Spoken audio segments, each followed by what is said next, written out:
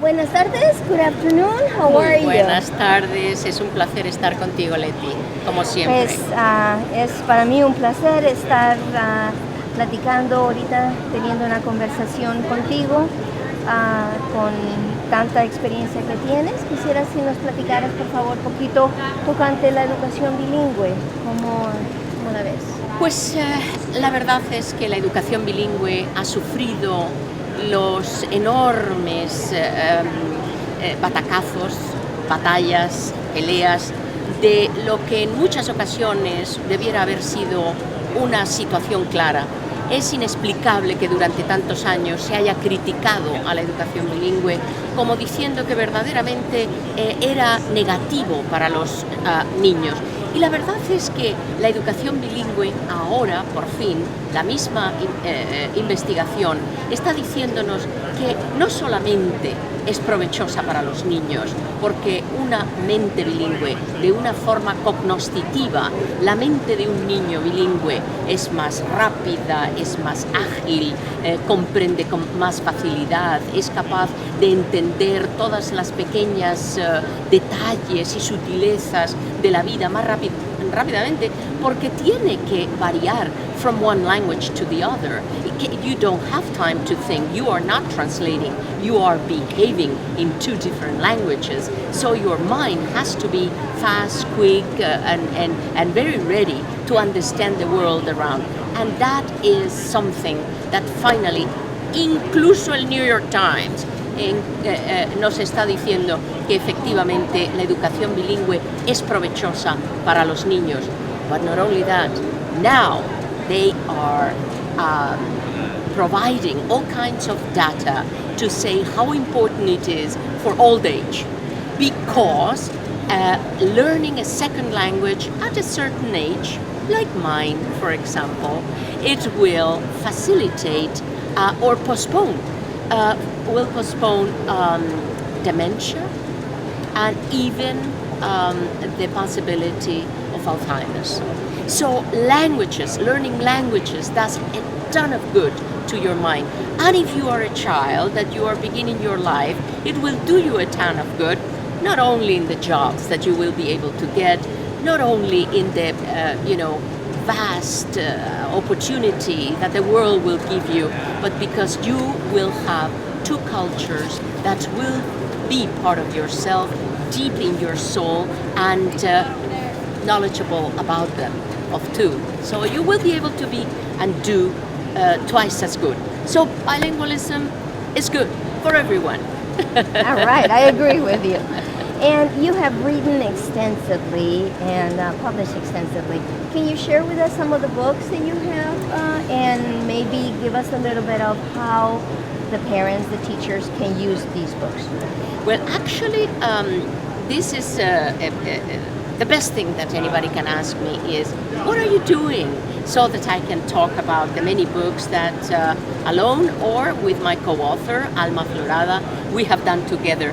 When we sat 20 years ago, hace 20 años que nos sentamos a mirar el panorama, and we said, what can be the contribution that we will give to bilingual education?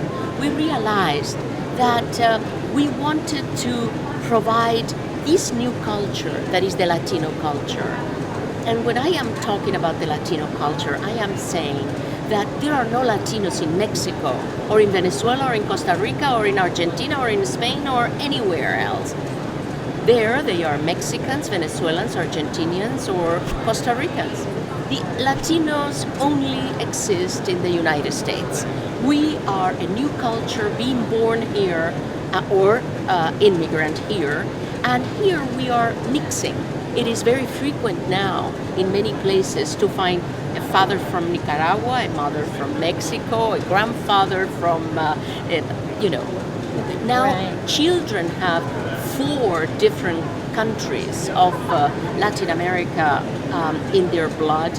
And so what we wanted was to make sure that when we ask them, where are, pyramids, that they would not answer, as so many of them have said, in Egypt. when we have the most magnificent ones in Mexico, just a few miles from our border, that they will be able to know not only the enormity of effort that pre-Columbian cultures did, and that the vast knowledge in mathematics, astronomy, architecture. When you look at what they did in Cusco, in Machu Picchu, that still architects are looking and saying, how did they do that? Those are the ancestors of the Latino culture. And so we said, okay, we must begin by the very beginning. So we began, and I am going to show you these. We began with very simple books in both Spanish and English, in which we brought the knowledge of the culture for the very little ones in the most simple of ways. This POP was followed by Mumu, by 10 Little Puppies, by Mama Goose, and all these books have limericks and tongue twisters and finger plays and all of these very basic ways to learn the popular folklore of our cultures. And we made a study in order to put together the ones that were known in the entire Hispanic world. So we did that for many, 5 different books. And we also decided that it was very important that people will admire the courage, the knowledge, and the enthusiasm of many of the leaders. In this book, for example, we have a painter and a big pedagogue like Gabriela Mistral and Benito Juarez, who is a leader by himself. And so we wrote many books of biography following the words of our famous José Martí that said, honrar, honra. It is a privilege to pay homage to those that gave homage to us by being who they are. Then we went to art, because the Hispanic art is such a vast field. We have been writing many books about the artists and the art of the Hispanic world. And of course, in all these books, teachers can dialogue with each page, can ask the children what is the impression that they have, can ask them to try their hand at what they are doing, and of course interview, even if it is in a very virtual way, the people that we are talking about in this. This is the series in which we said you need to know where you come from. You need to know the countries and the people and the cultures and the many, many ways. And we were so lucky because we had the most magnificent Latin American illustrators, and they did wonderful things with these books. So these are endless. You can be talking for ages about them. Can you give us an example of how a teacher would use one of your books? What are some techniques that you could use, and strategies that... Yeah, well, this is, for example, this is theater.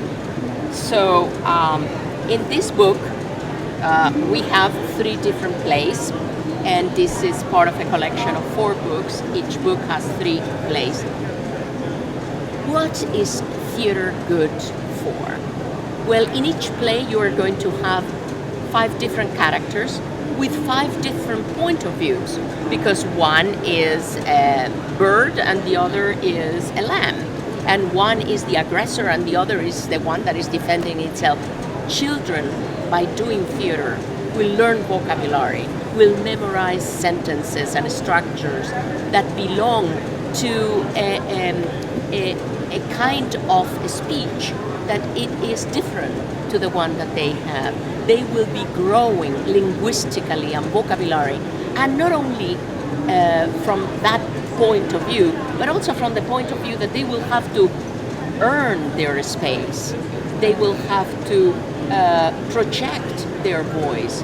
they will have to learn some of the leadership techniques. So theater is an extraordinarily important kind of thing. Well, thank you very much for sharing your time with us, and can't wait to get all the books. Wonderful. Congratulations to you too.